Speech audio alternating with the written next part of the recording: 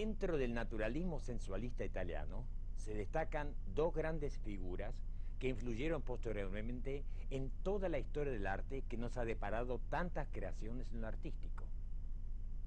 Sorpresas e iluminaciones inesperadas que continuaron en proyección durante 500 años, es decir, hasta nuestros días. En Italia, el Renacimiento está representado por Miguel Ángel y por Rafael. Así como Miguel Ángel se transforma en el padre del barroco, Rafael abre el camino hacia el manierismo que tiene en Caravaggio a uno de sus máximos exponentes. En el Renacimiento tardío, hacia mediados del siglo XVI, se va gestando un arte religioso, eclesiástico y un arte de palacio.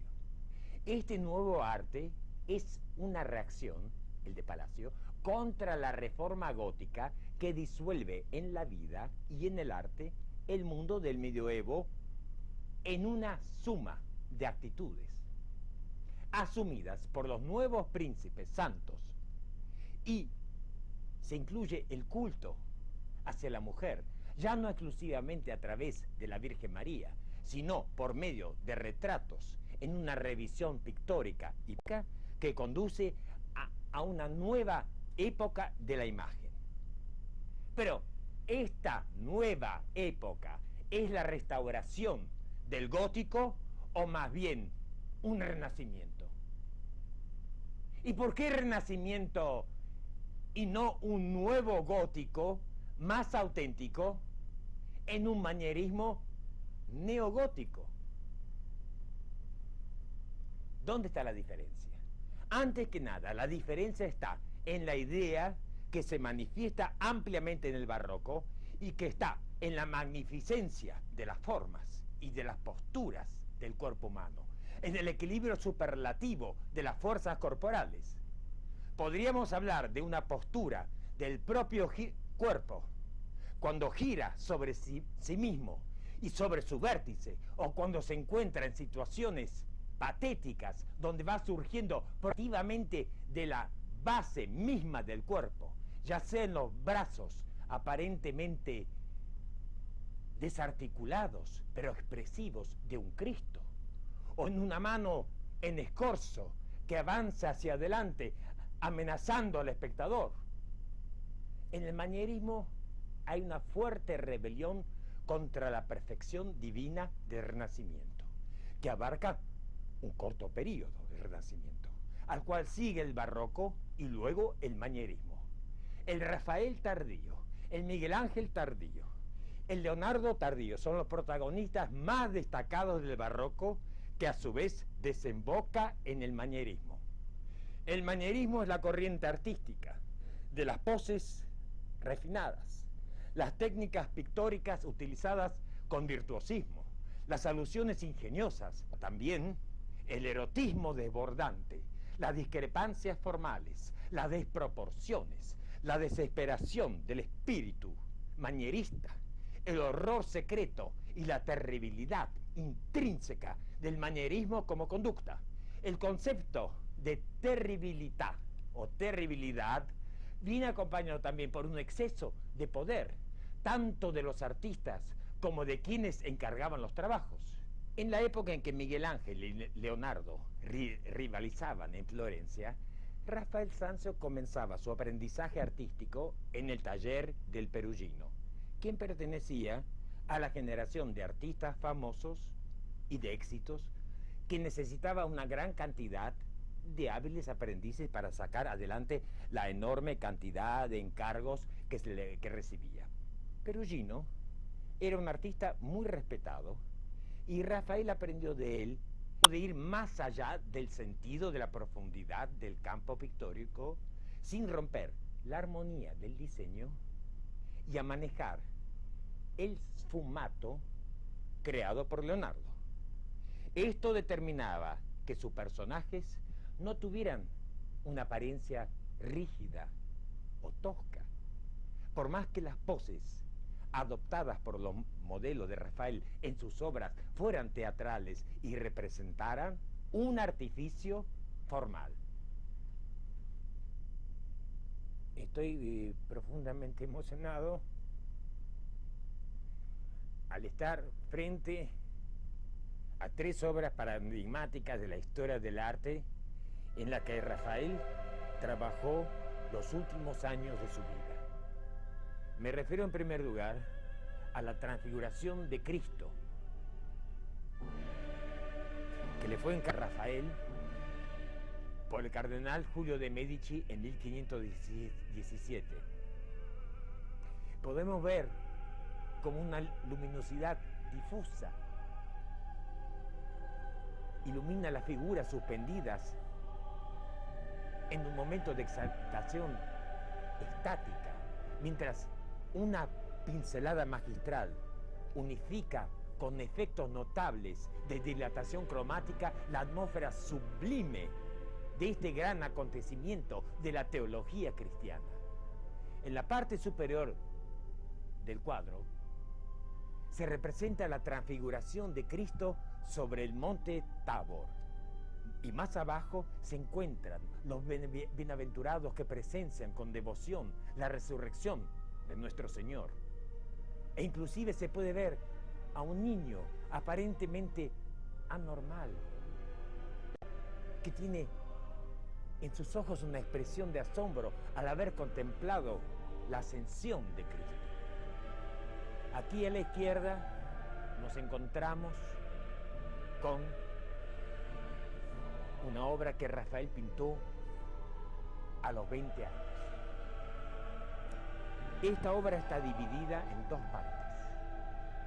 En la parte inferior vemos el sepulcro vacío de la Virgen, rodeado de los apóstoles que con los ojos apuntando hacia arriba contemplan el cielo, donde Jesucristo, rodeado de un coro de ángeles, realiza la coronación de la Virgen María. A la derecha vemos a la Virgen de Foligno, donde la Virgen aparece suspendida en el cielo en una temporal de la contemplación del San Juan Bautista, San Francisco de Asís y San Jerónimo. En la parte superior de la obra, la Virgen con el niño Jesús en los brazos es rodeado por una infinidad de ángeles de una tonalidad azulada que se confunden con las nubes. Esta obra de Rafael es una visión narrativa totalizante de la representación pictórica de la teología cristiana y del dogma mariano. Rafael no poseía ni la vastedad de conocimientos de Leonardo da Vinci, ni la fuerza creativa de Miguel Ángel, máximos exponentes del pensamiento artístico renacentista.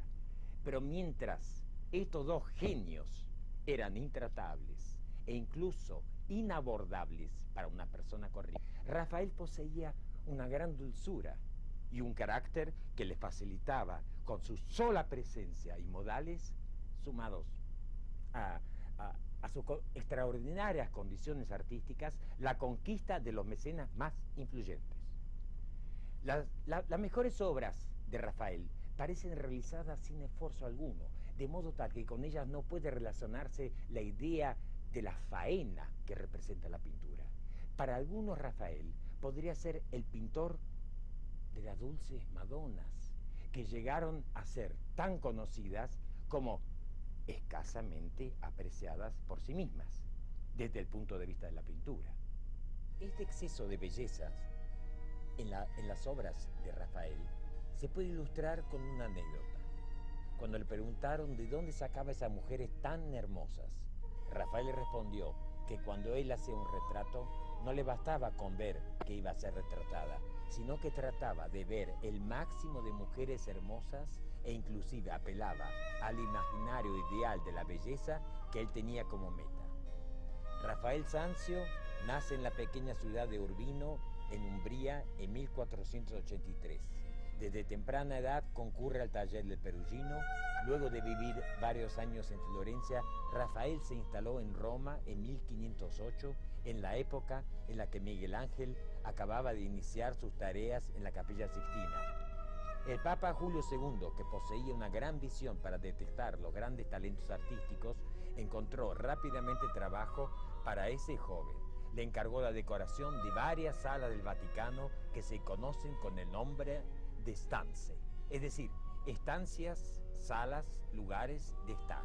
En una serie de frescos que cubren las paredes y los techos de estas salas, Rafael demostró la maestría del dibujo y de la composición armónica que no ofrece resistencia frente a la mirada, traduciendo un conocimiento científico de la composición. Aquí estamos frente a otra gran obra de Rafael, que fue restaurada, o mejor dicho, limpiada, y mantiene toda su calidez expresiva. Esta obra se titula La Escuela de Atenas, y en ella encontramos una arquitectura dentro de una arquitectura, una basílica dentro de otra basílica. Es decir, aquí encontramos a toda la sociedad de pensadores y filósofos de la Grecia antigua representada por los grandes personajes contemporáneos del artista. Todas las figuras importantes del Renacimiento, admiradas por Rafael, están presentes. Por ejemplo, Platón tiene la cara de Leonardo da Vinci, Heráclito de Miguel Ángel, Euclides es Bramante y el mismo Rafael se pintó como Ptolomeo. Resulta evidente que Rafael quiso reunir en un todo el conocible y el conocimiento abstracto. En esta obra hay un desarrollo de curvas planteadas con una continuidad rítmica y que van en progresión geométrica desde el arco del fondo hasta la enorme bóveda aterzonada que aparece por encima de las figuras de Platón y Aristóteles. El resultado obtenido por Rafael es el de un espacio amplio y dilatado, pero que tiene límites precisos, como si el artista hubiera querido subrayar las cualidades y los límites del conocimiento humano. El incendio de Borgo constituye el fresco más interesante de la tercera habitación del ciclo Vaticano.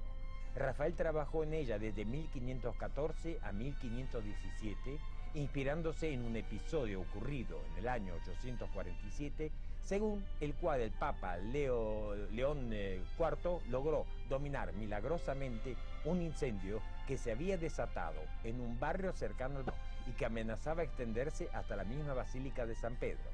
Entre los personajes que pueblan la escena, que está ambientada en Troya y no en Roma, se destaca en el ángulo inferior izquierdo la figura de Eneas, que lleva sobre su espalda al anciano Anquises, y a su lado Ascanio, niño. Descendiendo de una pared vemos a una figura desnuda que simboliza el eslabón que une el canon de la antigua Grecia con el mundo del Renacimiento. En la estancia de Heliodoro, Rafael revolucionó su estilo y es en la liberación de San Pietro donde se cuenta cómo San Pedro fue liberado por un ángel cuando se hallaba en prisión y conducido a la ciudad mientras los guardias dormían. La maestría de Rafael consiste en el contraste de luz que irradian las antorchas y el luna y la transformación de las dos figuras de los ángeles en luminosidad pura. Esto no es simplemente el efecto de un nocturno, es el primer preanuncio del estilo manierista. Si retrocedemos a la época de Praxíteles en la Grecia antigua, resulta significativa la presencia de lo que podríamos llamar una belleza ideal, que surge de una aproximación a las formas esquemáticas de la naturaleza. Pero durante el Renacimiento este proceso se invirtió. Los artistas comenzaron a intentar aproximar la naturaleza a la idea de belleza que se había formado, contemplando las estatuas clásicas e idealizando al modelo de su época. Esta es la idea del Renacimiento del modelo greco-latino. Esta tendencia no estaba exenta de peligros, porque si el artista mejoraba detalladamente la naturaleza, su obra podría parecer amanerada, obvia o insípida. Pero Rafael podía idealizar lo estético sin que el resultado perdiera nada de su autenticidad y animación. En apariencia, en sus obras no hay nada fríamente calculado, ni nada esquemático, ni en el encanto de sus Madonas, ni el de sus retratos femeninos. Incluso, tampoco en el manejo del cuerpo, como principal protagonista de nuestra visión del mundo. Evidentemente, detrás de toda la virtuosidad había una elaboración enorme para llegar a la divinización pictórica del imaginario. Querido Charlie, en esta exacerbación de la belleza a través del Renacimiento tardío, donde la perspectiva juega un rol, donde también se divide en planos, en dos, por ejemplo, en el caso de Rafael, en la monumentalidad de las danzas como arte mural que supera, creo que es prácticamente insuperable lo que aportó Rafael al muralismo. Pero es en esta exaltación, digamos, hoy en día podría parecer obvia, pero que en su momento fue paradigmático y fundacional. ¿Cómo lo ves en nuestra época? Bueno, yo pienso que Rafael acierta plenamente con el concepto de gusto y belleza de su tiempo. Además, ingresa en los grandes temas del arte, incluido, digamos, el tema de la perspectiva que no desarrolla, pero que de cualquier manera es un claro antecedente de lo que iba a suceder en el pasaje al manierismo, donde ya Rafael preanuncia, digamos, la disolución de esa mirada frontal y comienza un grado de polivalencia de la mirada. Es decir, si uno repara en las estancias realmente, observa la interacción de las escenas, ya se nota, digamos, que la diferencia que habría entre una concepción fija de la imagen y un permanente desplazamiento. Yo pienso que el mérito de Rafael habría que plantearlo ahí y luego en las influencias que pudo haber ejercido sobre otros personajes del arte o de la pintura, mejor dicho, que desarrollaron esa vocación totalizante de un arte que se moviera más allá de los del cuadro. Pero pienso que es un fuerte antecedente de la salida del cuadro. Bueno, es decir, los renacentistas superaron el arte griego y crearon la base fundacional para el arte neoclásico. Quiere decir que todos los artistas que apelan al neoclásico están directamente relacionados con Rafael. Ahora, esas figuras que de repente pueden parecer con una belleza demasiado excelsa en el sentido de que se sublima tanto al cuerpo humano, en el sentido de una espiritualidad, que podría realmente dar como el efecto de una política religiosa de su época. Bueno, ahí habría que conectarse con el ideal de belleza que buscaba Rafael y otros artistas contemporáneos. Pero yo te diría una cosa, de cualquier manera, en las figuras humanas de Rafael hay un cuidado extremo por la proporción anatómica, no hay una exacerbación. Pero hay una diferencia entre digamos, el hombre común y el hombre divino dentro del arte. Bueno, ahí aparece el ideal de belleza, te diría yo. Ahí sí que hay una exacerbación. ¿Y no hay un ideal de belleza hoy en día? Bueno, en las sociedades democráticas... La juventud, el pelo, el cuerpo, bueno, sí, sí. Las hormonas.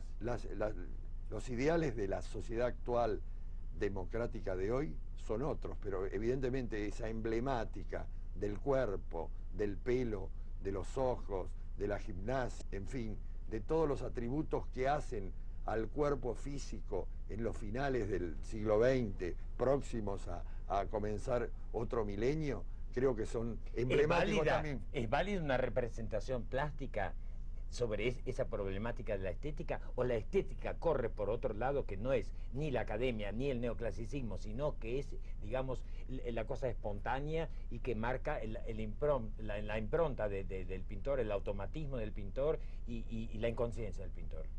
Bueno, ahí tendríamos que hablar de la estética y de lo estético. Yo diría que eso corresponde a grados de lo estético, fundamentalmente lo estético hoy, aquí y ahora. En su único autorretrato, pintado a los 23 años, Rafael mira al espectador en una meditación pensativa y melancólica frente al mundo cotidiano. El gran amor o pasión que tuvo Rafael hacia esa romana llamada Fornerina, tal vez podría reconocerse en la imagen de la dama en Florencia, con su cabellera cubierta con un velo blanco. Este gran amor de Rafael tiene atisbos de leyenda que persistieron hasta el siglo XVII, pero nunca pudo ser probada su veracidad. Sobre uno de sus pequeños dibujos hay un soneto escrito por él mismo, donde expresa un anhelo desventurado de recuperar al ser querido. También existe una versión de que llevó una vida amorosa agitada e irregular, que puede ser consecuencia de envidias y de intrigas a causa de haber sido un favorito de los papas y de los mecenas de su época. El sucesor del Papa Julio II, Leo X, lo nombró arquitecto de la nueva fábrica de San Pedro, el cargo alto al que un artista podía aspirar en la Roma de aquel entonces, y que antes de él, de Rafael Sanzio, lo había ocupado Bramante. Llegó en el momento en el cual las obras de Rafael eran sumamente requeridas y su fama estaba en boca de todo el mundo. Pero nadie imaginaba cuán cercana estaba su temprana muerte. Cuando se conoció la noticia de su enfermedad en la Semana Santa del año 1520, toda Roma siguió las noticias sobre su preocupante estado de salud. La vida se le escapó de las manos. El Viernes Santo, Rafael muere exactamente en el día que cumplía 37 años de edad. Su cuerpo está enterrado en el Panteón, bajo una gran placa de mármol donde está inscripto su epitafio. Aquí yace aquel Rafael, ante quien la naturaleza, mientras él vivía, creyó sucumbir. Y aquella naturaleza murió con su partida.